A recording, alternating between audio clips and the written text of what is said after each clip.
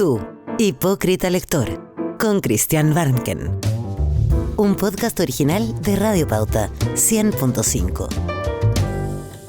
Muy bienvenidos y bienvenidas, hipócritas lectores. Soy Christian Barnken y este es el podcast Tú, hipócrita lector, que se transmite por Radio Pauta. También lo pueden encontrar en Spotify.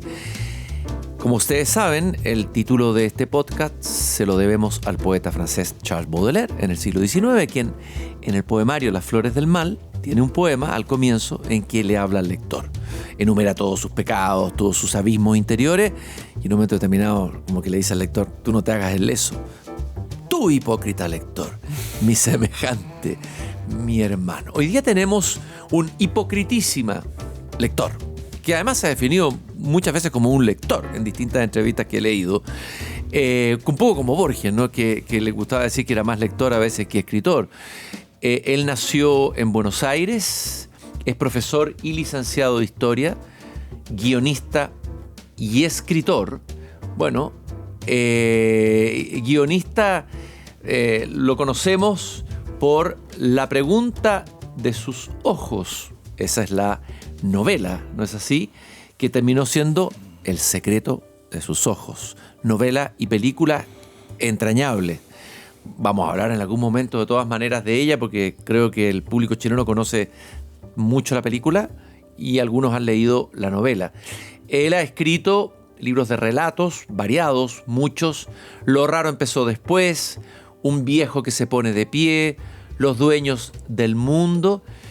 También es columnista, fanático del fútbol, fanático del deporte, de la revista El Gráfico, Las llaves del reino y el fútbol de la mano. Y en novela, como dije, La pregunta de sus ojos, Papeles en el viento y una novela que obtuvo el premio Alfaguara de novela en el año 2016, La noche de Usina. Además ha escrito libros de historia, es muy prolífico este hipócrita lector.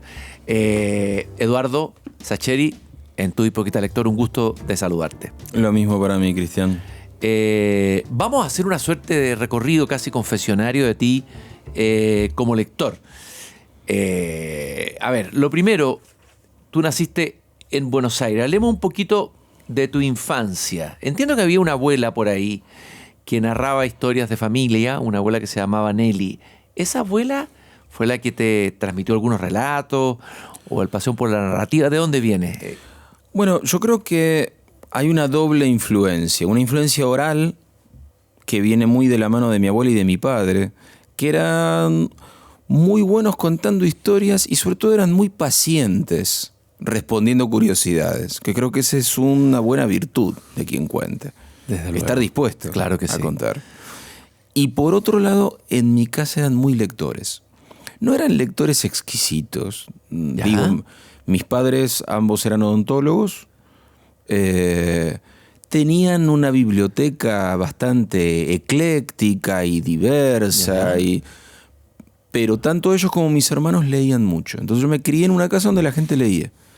Y entonces aprendí a leer a los 4 años. Tempranamente. Claro, porque mi hermana, me lleva 7 años, encontró placentero jugar a la maestra conmigo.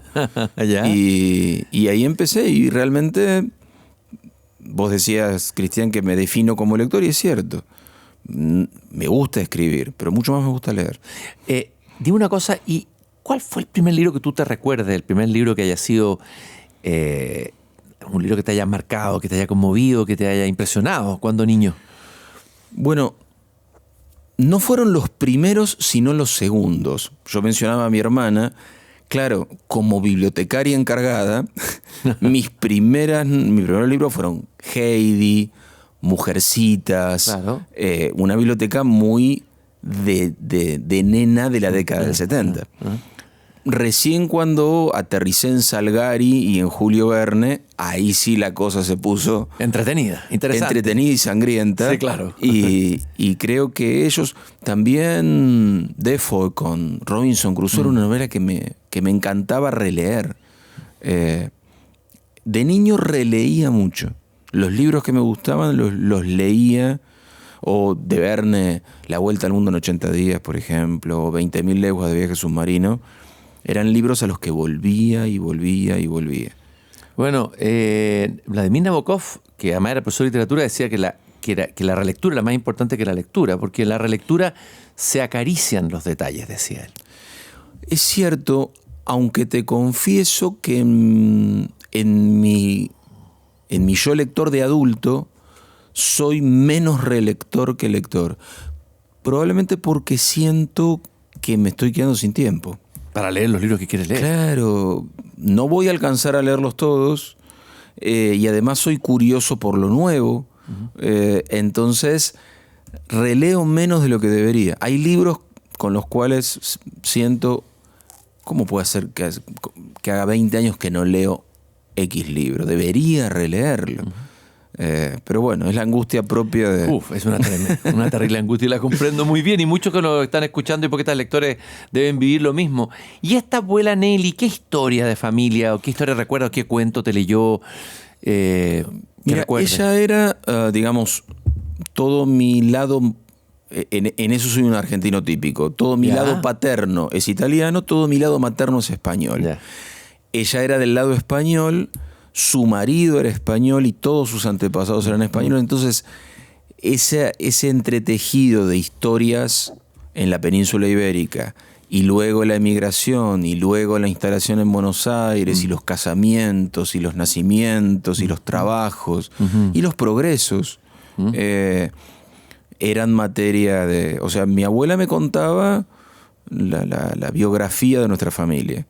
Pero como te decía de entrada, la contaba no solo con entusiasmo, sino con paciencia. Con lo cual uno podía preguntar y no se cansaba de contar. ¿Y tú eras muy preguntón, como Mafalda, sí? Creo que nunca tuve la agudeza de Mafalda, pero la curiosidad puede ser, sí. Y entiendo que le escribiste una carta a tu padre, que había fallecido cuando tú eras niño, ¿no? Falleció, no sé, ¿qué edad tenías tú? Yo tenía 10 años. 10 años. Y a los 20 y tantos le escribí una carta a mi padre cuando, en la época en que yo mismo estaba empezando a jugar con la idea de ser padre, que era algo que al mismo tiempo me entusiasmaba, pero me desafiaba. Cómo ocupar un lugar desconocido. En quién reflejarme. O no, yo tenía esa figura paterna muy acrecida y muy venerada. Entonces le escribí una carta imposible. En el fondo es un ejercicio literario. Claro que sí, no? Claro que sí. ¿Y qué significó para ti escribir esta carta? ¿Para qué te sirvió? ¿Qué pasó al escribirla? Creo que me serenó. Y creo que me sirvió como ejemplo de lo catártico y lo terapéutico que para mí podía ser escribir. Lo que pasa es que rápidamente, creo que fue una buena decisión, decidí que sería la ficción el territorio en el que me movería o en el que traduciría esa catarsis. Digo, me parece que fue una buena idea porque no creo que, en mi caso personal al menos, tenga más de 5 o 6 obsesiones. Y si hubiera escrito directamente sobre ellas, creo que me hubiera aburrido y hubiera aburrido a cualquier hipotético, además de hipócrita lector. Hipotético lector, claro. Hipotética y hipócrita lector. Entonces, en cambio, la ficción creo que es un territorio que se abre permanentemente. Aunque uno como autor cifre ahí sus obsesiones. Hay un gran tema en la literatura, uno de los grandes temas que se repiten en varios libros de los clásicos, que es la búsqueda del padre. Hay varios escritores que han escrito sobre eso, o un padre ausente, o el padre que quiere buscar, Telémaco que va a buscar a Ulises. ¿Hay algo en la literatura que te haya acercado a aquello, a esa búsqueda del padre? Bueno, yo suelo pensar la literatura como una búsqueda de sentido. Incorporo esto que decís del padre, pero pienso que lo excede. Bueno, buscar un padre es buscar un sentido. Claro que sí. Inscribirse en algún sitio, inscribirse en un itinerario, en un origen y en un futuro. La paternidad, por ejemplo, sin duda permea muchos de mis libros, pero porque permea mi vida. Es decir, haber sido padre y haber sido padre de hijos que siguen creciendo conmigo. Es decir, no es que me tuvieron hasta los 10.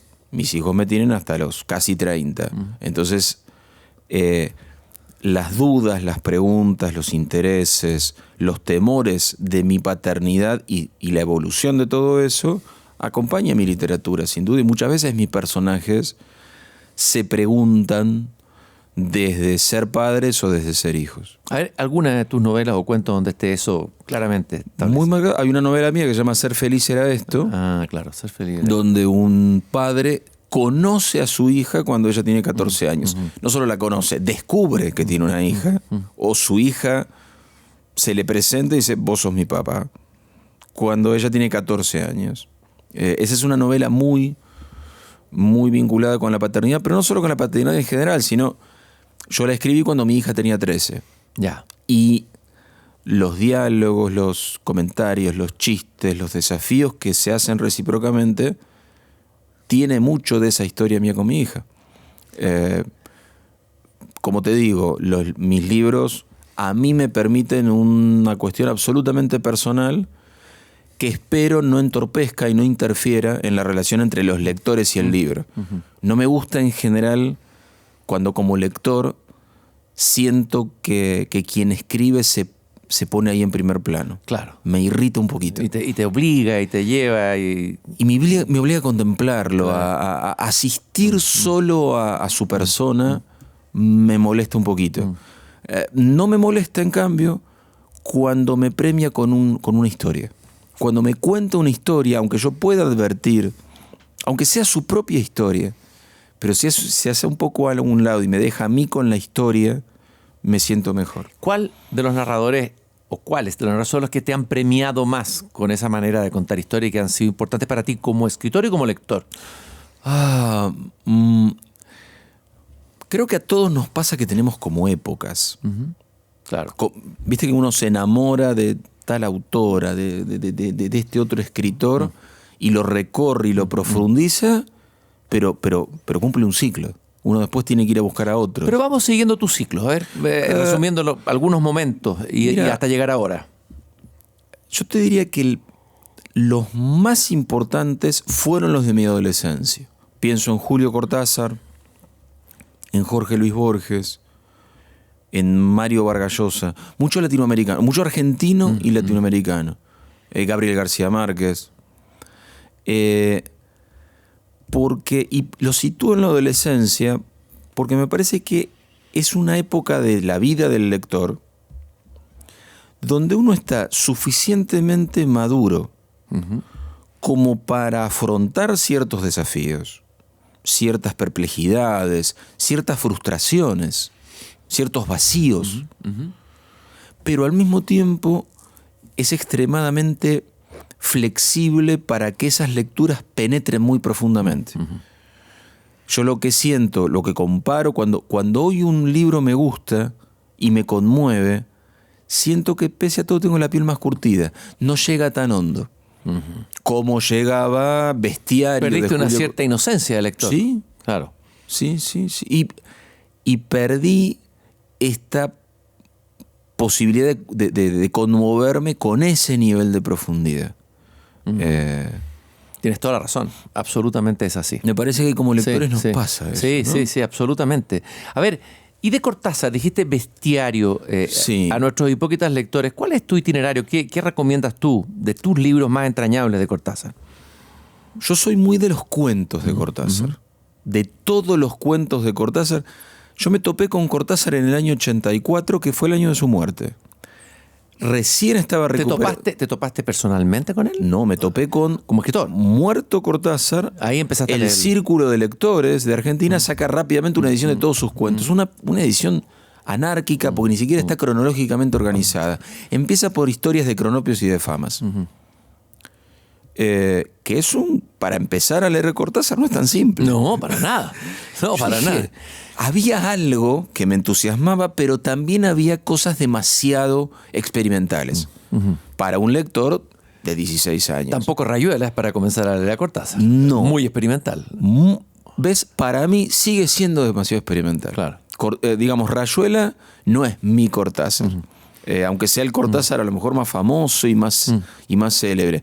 El mío es el de cuentos como Carta a una señorita en París, Claro. de Bestiario. Porque lo que para mí es hermoso de Cortázar es, primero, que se puede hacer, digamos, Cortázar me enseñó que se puede hacer literatura de lo próximo, de lo cercano, de lo cotidiano. Y si está bien hecha, es hipnótica para el lector. Aunque me esté hablando de una familia de Palermo que construye un patíbulo en el frente de su casa. Estoy pensando ahora sí, de nuevo, en Ocupaciones Raras, que pertenece a Historias de Crombros y de Fama, pero digo, y al mismo tiempo esta posibilidad de saltar a lo fantástico, que hace Cortázar con una naturalidad. ¿Cómo pasa desde lo más cercano cotidiano a lo fantástico? Y a veces en el mismo cuento. Claro. Entonces, en Carta a una señorita en París, es alguien que está cuidando un departamento primoroso del barrio norte de Buenos Aires, pero vomita conejitos. Claro. Sí, claro. Y en ese vomitar conejitos, la primera vez uno lo lee sorprendido y Claro, confuso. ¿a dónde va esto? Pero a las siguientes 2 páginas uno entiende que es un problema vomitar conejitos, sobre todo en un departamento Claro. primoroso. Y luego comparte el trágico destino del personaje del cuento cuando eso se sale de control. Porque es muy lógico que se salga de control si uno vomita conejitos. Pero uno termina convencido que se pueden vomitar Hay una verosimilitud que funciona. Hay una verosimilitud que funciona ahí. Y eso es alguien que narra. Claro. O sea, para mí, lo maravilloso de cuando te cuentan una historia, si está bien contada, construye las reglas de un mundo y ese mundo es aceptable. Que uno como lector que vive en el mundo material, real, sensible, racional, esté dispuesto a... Yo sé que esto no puede ser, pero no me importa. Porque es tan interesante, es tan movilizante, es tan bello lo que me están contando, que voy a dar este salto. Eso es maravilloso. para mí. Ustedes en Argentina, también en Uruguay, tienen una tradición narrativa extraordinaria, la narrativa rioplatense, que es riquísima. Bueno, acabamos de citar a Cortázar, entrañable escritor y narrador, pero está también en estos Sábatos. Yo sé que es un escritor que te marcó y te interesó, y me gustaría hablar un poquito de él, de Sábato, que es otra cosa. Otra un cosa. mundo totalmente distinto a Cortázar. ¿Y qué te pasó con él? Bueno, ¿cuál fue el libro que te tocó más? Sábato, a diferencia de otros grandes de la Argentina, escribió muy poca ficción, o publicó al menos muy poca ficción. Publicó El Túnel, Abdón el Exterminador. sobre Héroes y Tumbas y Abadón el Exterminador, que es la más experimental, la más rara, la más anárquica. O sea, la que menos te gusta. La que menos me gusta. Claro, a mí también. Pero, Comparto contigo lo igual. Pero El Túnel El túnel es un novelón. Sí. Y Sobre Héroes y Tumbas es otro novelón.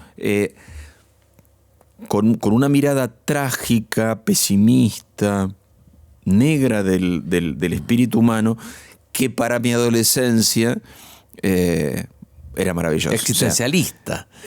Claro, pero desde un existencialismo oscuro Sí. y desencantado. Claro. Hay un desencanto en Sábato que para un adolescente era maravilloso. No digo con esto que no lo sea también para un lector adulto, pero para un adolescente había una carga de este tipo me entiende. ¿Hay alguna escena que te acuerdes de algún personaje o algún momento así que te venga, si es que te viene, ¿no? Bueno, en Sobre Héroes y Tumbas, Alejandra Vidal Olmos, que es la protagonista, es de una familia patricia de la Argentina. Y sus antepasados participaron de las cruentas guerras civiles de la Argentina. En ese pasado, Sábato describe el absurdo exilio de los huesos de un general de la Revolución, que es Lavalle, el general Juan Lavalle, porque sus enemigos han prometido cortarle la cabeza y exhibirla en la Plaza de la República. Y sus pocos fieles soldados escapan desde Jujuy hasta Bolivia por la quebrada de Humahuaca con esos huesos para que no sean capturados. No solo es bellísimo la narración de eso, sino hay una percepción de lo que son las mentalidades del siglo XIX y de esas guerras, que es brillante, es todo un historiador, aunque no pretenda hacerlo. Bueno, tú también has escrito historia. Bueno, porque soy licenciado en historia. Claro. Entonces, a veces me pasa, no sé cómo es aquí en Chile, en Argentina hay una divulgación histórica de muy baja calidad. Sí, aquí pasa lo mismo. No voy a citar a nadie, pero... Yo tampoco, pero sí. Muy efectista. Sí, muy efectista. Simplificadora, maniquea, anacrónica. Podríamos dedicar todo el resto del programa a adjetivar. Y es una pena, porque al menos en Argentina hay una muy buena labor académica, pero con los problemas propios del mundo académico. Un mundo muy cerrado, muy hermético, le cuesta mucho perforar hacia el gran público. Entonces, bueno, con esta doble función mía de ser escritor y al mismo tiempo ser licenciado en historia, he buscado con esos libros. Tú escribiste Los días de la revolución, una historia argentina cuando no era argentina, Los días de la violencia, una historia argentina cuando empieza a ser argentina. El tema de la violencia en la historia es un tema y en Argentina particularmente. Sí, y la conflictiva construcción de nuestros países. Es decir, países jóvenes que nacen del derrumbe de un imperio. Claro, y de un caos que hubo en un momento, y caudillismo y qué sé yo. Y bueno, esos años, bueno, Chile probablemente escapa en parte, en la República Portaliana escapa a lo más anárquico, claro. y de hecho es un modelo. Claro, ahí viene lo que llamaba Portales, la pasión por el orden, que Andrés Bello llamaba la pasión por el orden chilena. Sí. Que de hecho es un modelo para las élites sudamericanas. Claro. Miremos a Chile, cómo lo han logrado en Chile y nosotros no. Pero digo, momento antes, momento después, el siglo XIX es un siglo de construcción. Me parece que es interesante cuando uno piensa en esa cosa, en esa esencia que son nuestras naciones. ¿Qué es Chile? ¿Qué es Argentina? ¿Qué es Colombia? Bueno, estudiar un poco de historia no viene mal para entenderlo como una construcción. ¿Qué es Argentina? Danos un vislumbre, no pensé que me lo defina. Es un país que a mí siempre me ha fascinado, desde joven, desde niño. ¿Y por qué te ha fascinado? Yo la primera vez que llegué a Buenos Aires enloquecí. Pero nosotros veníamos de un país, de un Chile que era muy pobre. Llegar a esta ciudad que era como... era Europa, sin haber conocido Europa, pero no era Europa. A través de su literatura, de su música, de todo. Siempre me ha gustado y me caen muy bien los argentinos, al revés, que a veces los chilenos son medio acomplejados y dicen los argentinos. Siempre me ha gustado mucho el lenguaje, cómo se habla en las calles, me fascinó desde el primer momento. Siempre, la oralidad me agarró de Argentina. Sí. Bueno, yo creo que Argentina es un sueño trunco. Sí, es un sueño trunco.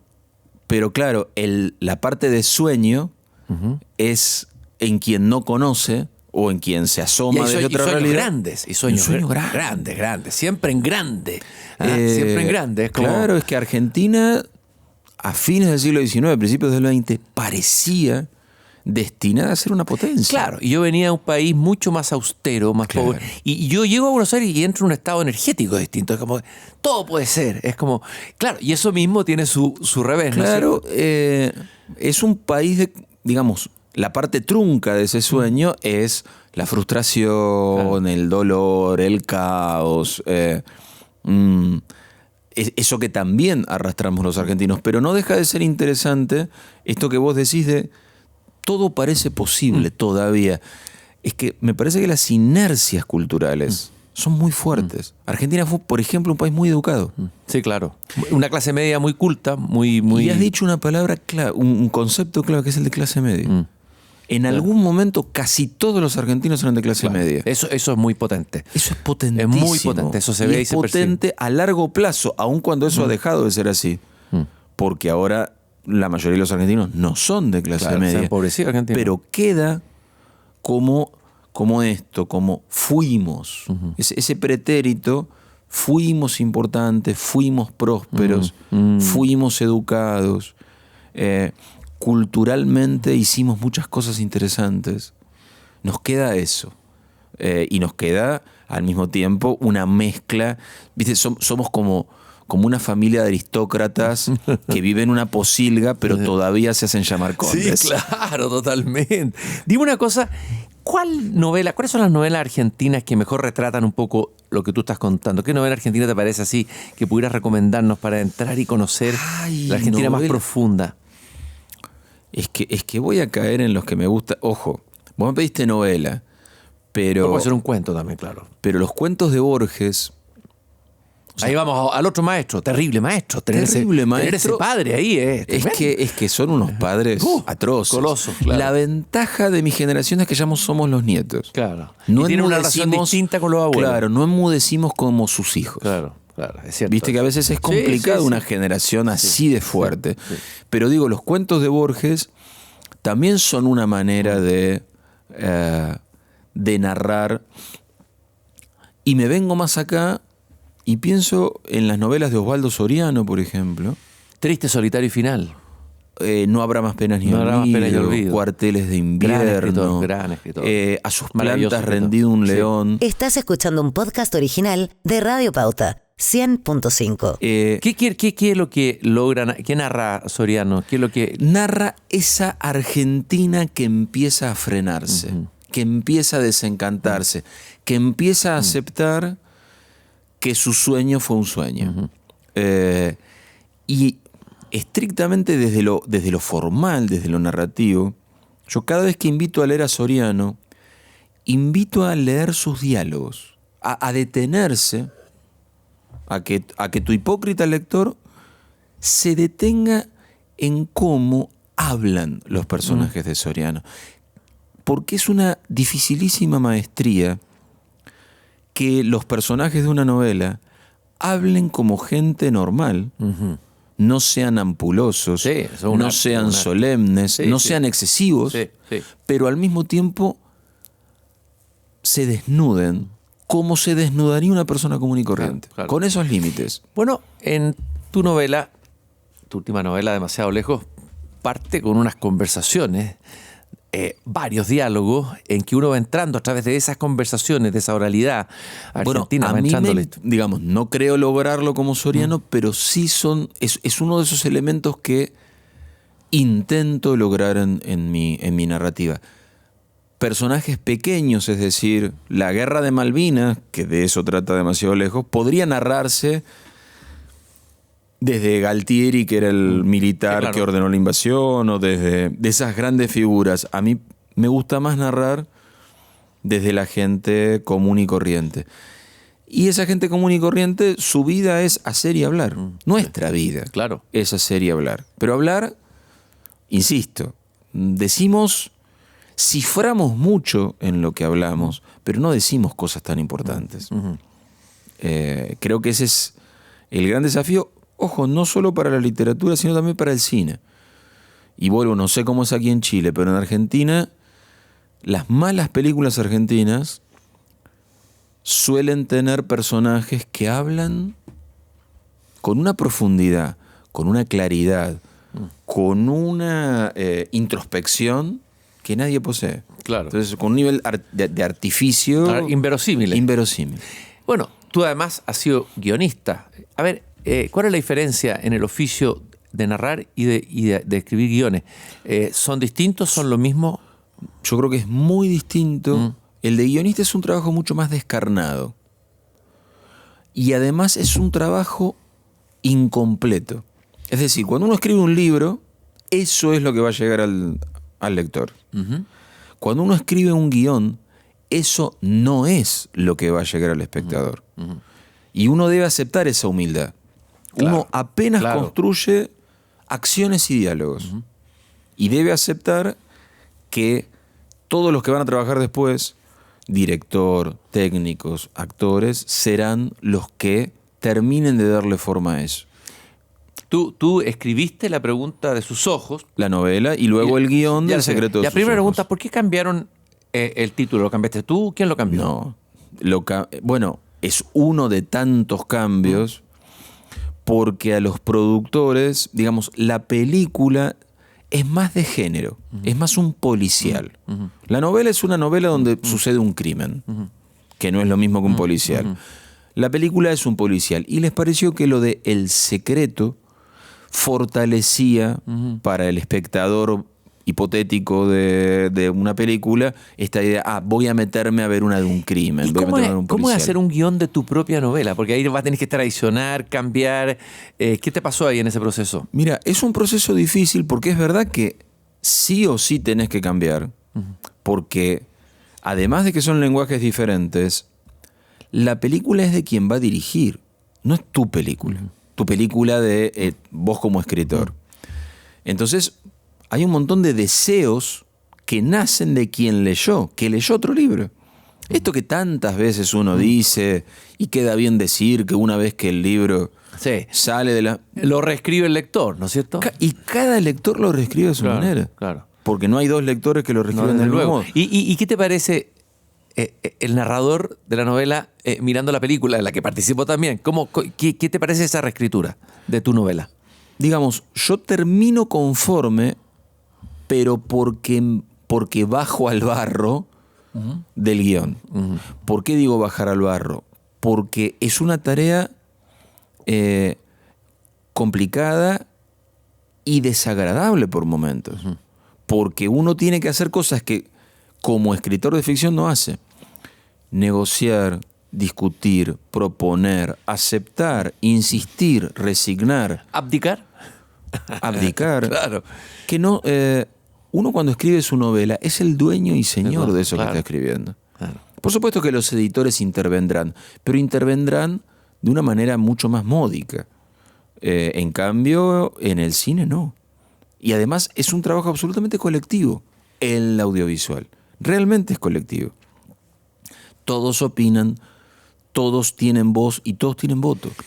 Entonces, si uno no está dispuesto a decir, bueno, a ver, voy a tratar de que estas 3 o 4 cosas que para mí son esenciales estén en la película. Que sobre todo tienen que ver con la índole de los personajes. Esa es mi respuesta. ¿Cuál era tu última línea, lo que tenías que defender y lograste defender y salvar? Cuando yo veo El secreto de sus ojos, o mis otras adaptaciones, yo veo a mis personajes. Ya. Porque son las mismas personas. Sienten, actúan, hablan más o menos de la misma manera. Fin. Con eso yo me conformo. Y mi teoría es que al lector tal vez le pase lo mismo porque yo me pienso como lector frente a una adaptación. Es complicado. Complicadísimo. Es súper complicado. Porque la actitud estética de quien ha leído una novela y luego va a ver una película no es la de un ingenuo espectador. No, para nada. Uno es un sensor. Sí, claro. Uno va casi con una planilla chequeando punto por punto y al borde de la indignación. Sí. Yo no sé si era mejor haber leído la novela antes o leerla después, de ver una película. Yo tengo mi teoría, te la ¿Sí? puedo compartir. Sí, dale. Mi teoría, por supuesto que no hay un mundo perfecto, pero mi teoría es preferible ver primero la película. ¿Cuál es el gran problema de eso? Los personajes tendrán esos rostros. Claro. Y es terrible que uno renuncie como lector a esa maravilla que es... A veces que uno pone rostros vagos. A lo mejor uno no tiene mucha idea de cómo es claramente el rostro de tal personaje, pero todo lo demás es ganancia para mí. Porque la experiencia de lectura no solo es más íntima, es más larga, es más prolongada, es más autónoma. Claro. Entonces uno se va a acordar mucho más de la experiencia de lectura que de las 2 horas que estuvo mirando la película. Una de las escenas memorables de la película es cuando está el fiscal, el juez, no, el investigador con el funcionario judicial ese que contesta el teléfono y lo mira a los ojos y le revela algo que va a ser fundamental para el desarrollo posterior de la película y la pesquisa que están haciendo, y le habla de que hay que conocer a lo que me acuerdo, ¿no? Se conoce a los hombres por su pasión, ¿no? Esa escena, ¿cómo está en la novela y cómo está en la película? Mira, en la película, y por pedido de Campanella, del director, le dimos lugar al fútbol. De hecho, la detención del sospechoso es una escena muy conocida en un estadio. Sí, claro. Y con una persecución ahí por los pasillos y laberíntica cancha de Huracán. Eso me lo pidió Campanella porque como director de cine decía, yo hago un plano secuencia de 3 minutos, va a ser maravilloso. Y eso lo sabe él como director. Yo no tengo ni idea cómo se hace un plano secuencia, ni tengo idea que un plano secuencia va a quedar bien. Ahora, mi desafío como escritor, en la novela La detención del sospechoso es distinta, es más accidental, pero claro, en un policial no hay accidentes. ¿Y esa escena que están en el bar no está en la novela? No. No está. Es una de las 5 o 6 escenas que yo tuve que escribir expresamente para el guión para que cuando llegan al estadio a vos no te parezca inverosímil. Porque van a encontrar, seamos claros, van a encontrar a un sospechoso en el año 1975 en una tribuna donde hay 10.000 simpatizantes. Que eso no te resulte ridículo depende de que la película te vaya preparando. Bueno, la escena de la pasión, la idea es decirte, vos no viste hasta ahora que este tipo tiene una pasión por un equipo de fútbol tan grande que probablemente sigue yendo al estadio a ver a su club. El fútbol, una pasión. Bueno, y qué bueno que te lo pido a ti sabiendo que tu pasión era el fútbol. Es decir, y tú has dicho por ahí, dijiste que el fútbol es la puerta que conduce a la profundidad de uno mismo. Esa frase uno podría colocarla al lado de la de Camus, ¿no es cierto? Que también hace un gran elogio del fútbol con la gran escuela de la vida, de conocer. A ver, profundiza un poco esa idea. Yo creo que lo pongo en una perspectiva ligeramente más amplia del fútbol al juego. Jugar a algo. O sea, ¿por qué jugamos los seres humanos? Es una tarea totalmente inútil. Pero fundamental. Homo Ludens, el ensayo de Juan Huizinga sobre la historia de la cultura que nace con el juego. Yo creo que necesitamos los seres humanos de vez en cuando simplificar el mundo y para eso tenemos los juegos. El gran juego de Occidente del siglo XX es el fútbol. Que encima es un juego simplísimo. Tiene unas pocas reglas. Es muy democrático en cuanto a los requerimientos que tiene. Las pocas reglas permiten que casi siempre se pueda jugar sin árbitro. Y tiene además dentro de lo que son los deportes, me permito pensar que se parece bastante a la vida. Como que la alegoría es más simple, es más cercana. Es uno de los pocos deportes donde se puede empatar. Es uno de los pocos deportes donde pasa muy pocas cosas importantes. Para ganar un partido de básquet, cada uno de los tantos es importante. En un partido de fútbol, uno puede hacer méritos durante 88 minutos, pero los que importan son otros 2 minutos, donde azares, virtudes inesperadas o errores ridículos pueden dar al traste con los otros 88 minutos. En ese sentido es parecidísimo a la vida. Porque es un juego de inminencias, de cosas que pueden pasar y no pasar. Y es de una injusticia. Hay injusticias tremendas. Han habido injusticias tremendas en el fútbol. Pero, una antología de la injusticia. Pero el fútbol siempre es injusto. Claro. Porque las victorias no se construyen. Son apenas un relámpago. Que puede estar justificado en lo que se hizo durante el partido o no. Y en el fondo, el gran futbolista, ¿quién es? Más que el que construye tanta jugada, el que está en un estado de gracia para poder aprovechar aquello que se dio ahí en ese momento, como el oportunismo, por decirlo. A veces sí, o a veces la virtud no tiene premio. Hay otros deportes donde la virtud tiene premio. Claro. En el fútbol no. En el atletismo, por ejemplo. Clarísimo. Claro, o sea, si vos corres una maratón, ¿por qué la ganaste? Porque te pasaste 2 horas corriendo más que los demás. Claro. Cada segundo lo hiciste mejor que los otros. En el fútbol no necesariamente. En ese sentido, creo que es un juego con un nivel de crueldad y de injusticia que lo acerca más a otras prácticas humanas. Oye, bueno, el fútbol, la literatura de fútbol. Vamos a hacer un pequeño recorrido por tus escritores. o narradores de fútbol o que literariamente son interesantes, que logran captar además esta profundidad del fútbol que tú estás señalando. Entiendo, vamos a hablar de algunos de ellos. Fontana Rosa, Sí. a quien tuve la suerte de entrevistar en un programa que tenía yo en la televisión que se llamaba La Belleza de Pensar. Fuimos a Argentina a entrevistarlo. Mario Benedetti, bueno, Osvaldo Soriano, Galeano, bueno, varios, Cortázar. Bueno, Cortázar el box, más que nada, sí. Cortázar el box.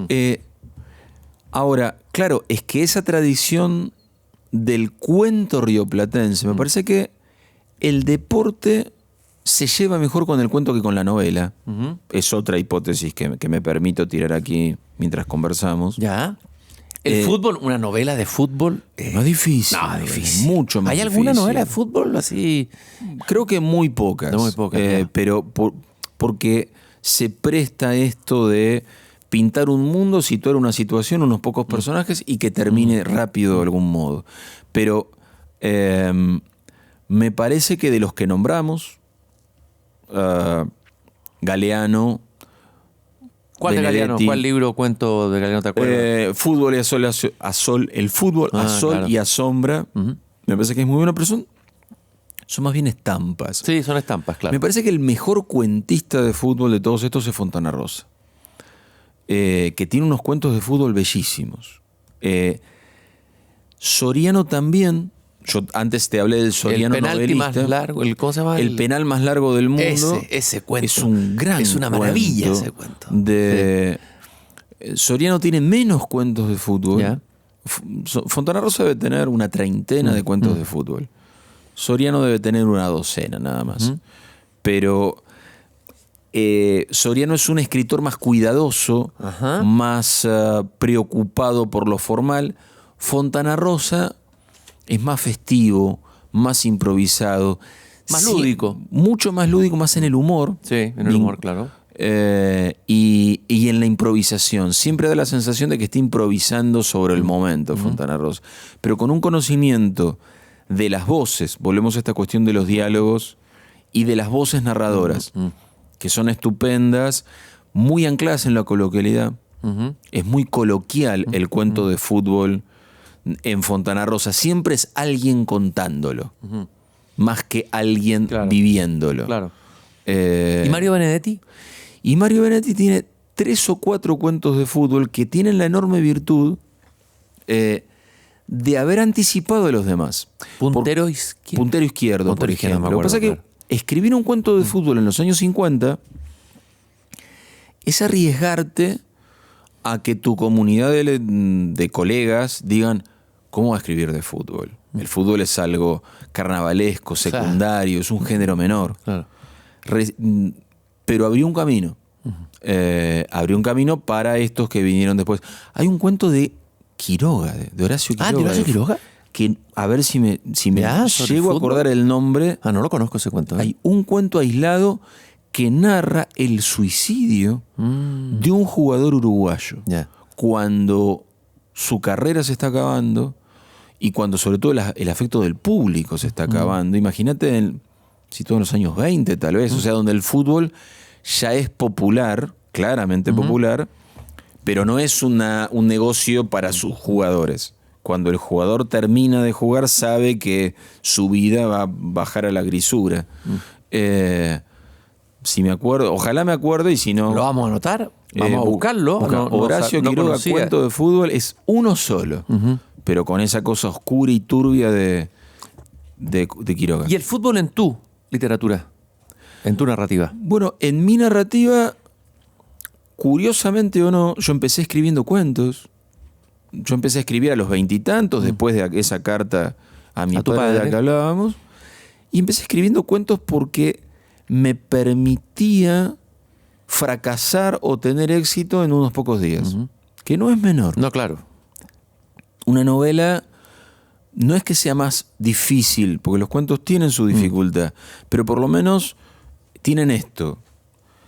Y entre esos cuentos empecé a escribir de los temas cercanos a mi vida, pero el fútbol es un tema cercano a mi vida.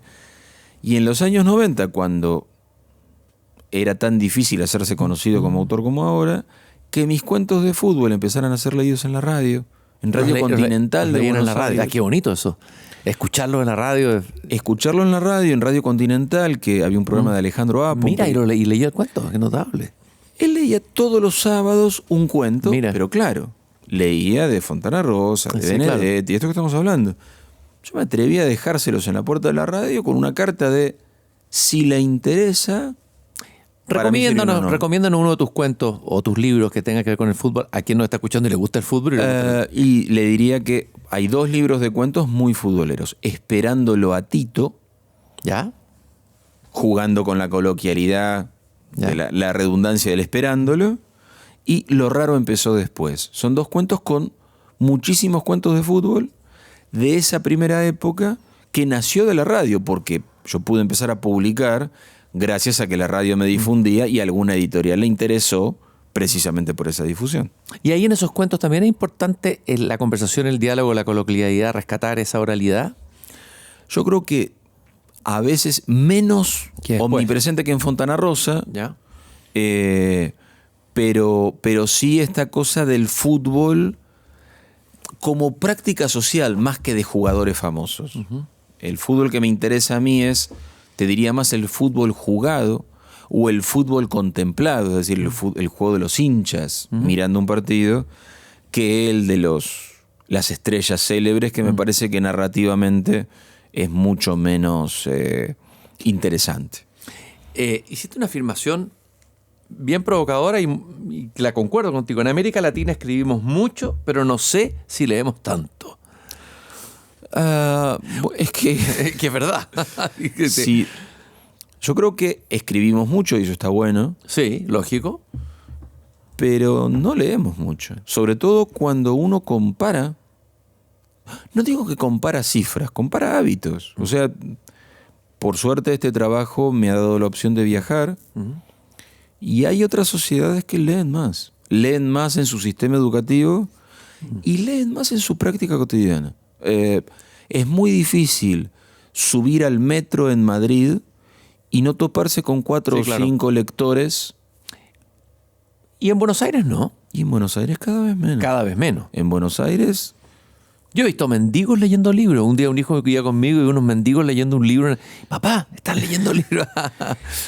bueno, volvemos a esto del sueño trunco que hablábamos más Sí. temprano. Todavía nos queda algo de eso, pero me parece que el mundo de los teléfonos inteligentes Sí. es un fuertísimo Pero desafío. que no lo debaste en Argentina, porque para nosotros siempre ha sido un modelo. Es que los argentinos leen más, los argentinos leen los libros. Chuta. Ojo, hay lectores, Ajá. pero me parece que es un momento donde el mundo lector está muy desafiado. Ojalá, el libro ha sobrevivido muchas veces. O sea, no quiero dar una perspectiva tremendista. Apocalíptica. Eduardo, en esta novela te metiste, como decimos en Chile, en la pata de los caballos, en un tema sensible, doloroso, sensible, difícil para sí. Argentina. Sabías lo que te estaban metiendo y quisiste meterte ahí. Sí. ¿Y qué quisiste aportar? O sea, ¿qué crees tú que puede aportar esta novela en la conversación sobre las Malvinas? Que es una conversación siempre abierta, una herida abierta en Argentina. Yo lo veo siempre cuando uno... Sí, bueno, te escucho, Cristian, y me pregunto, ¿sí es una herida abierta? Ahora, ¿es una pregunta abierta o es un silencio incómodo? Yo creo que es más un silencio. ¿Y un en mi silencio? país. ¿Cuál es el silencio ahí? No hablemos de la guerra. Hablemos de que seguimos reivindicando la soberanía argentina sobre las islas. Pero de la guerra no hablemos. ¿Y por qué? ¿Por qué no hablar de la guerra? Y porque se produjo todavía en la dictadura militar. Cuando esa dictadura estaba tambaleante, en 1982, pero durante la guerra solo nos importaron las Malvinas. Todos los otros temas los pusimos en pausa. De hecho, llenamos la Plaza de Mayo, la Plaza de me Gobierno. acuerdo perfectamente. No una vez, Sí. varias No, veces. sí lo vi, está Y claro. cuando el general Galtieri salía a saludar al balcón, lo aplaudimos. Wow. Y cuando hubo que juntar dinero, lo juntamos. Y cuando tuvimos que mandar a nuestros jóvenes soldados, los enviamos sin mayor preocupación. Entonces, claro, la derrota nos desnudó, la rápida derrota nos desnudó, pero ahí viene la incomodidad. no fuimos capaces de advertir la manipulación, el chauvinismo, el nacionalismo superficial, la frivolidad con la que enfrentamos eso. No lo vimos. Entonces... Eso hay que observarlo y hay que volver a... Me parece interesante observarlo. Esta novela, en realidad... Pero aquí entra a través de historias particulares, individuales, de lo que no se habla. O sea, más que las historias particulares en Buenos Aires. En Buenos porque Aires. Hay otra novela que vendrá después que sí habla de los soldados allá. Pero lo único, digamos, el único gran vínculo es, aquí hay algunas familias que tienen a sus hijos allá. Y ellos, claro, viven en otra realidad en relación a la algarabía circundante. Porque no están felices con lo que está pasando. Pero son una minoría. Me interesa también ver esas minorías mientras toda la manada va en una dirección, los que van en otra, o los que por lo menos se quedan quietos, sin manada alguna alrededor. Que creo que es una interpelación interesante para cualquier época. Bueno, por eso dedico esta novela a quienes intentan no dejarse encandilar. Esa es, por lo demás, creo yo, una de las funciones de un escritor. Y por lo menos dudemos. Claro, por lo menos, a mí me gusta... No creo que la literatura tenga que señalar caminos. Cumplir una función didáctica, claro. Por lo menos inquietar. Claro. Inquietar a nivel de generarte alguna pregunta. Aunque sea una pregunta absolutamente autorreferencial de ¿yo dónde estaba? ¿Yo qué hice en ese momento? ¿Cómo me comporté? ¿Qué dije? ¿Qué callé? Si la novela logra hacer eso, estoy cumplidísimo. Eduardo, yo te quiero agradecer este tiempo que nos has regalado aquí en el podcast Tu Hipócrita Lector. Eduardo Sacheri, narrador argentino, autor de este libro Demasiado Lejos, que se está lanzando en estos días. También se va a lanzar en la Feria del Libro de Buenos Aires.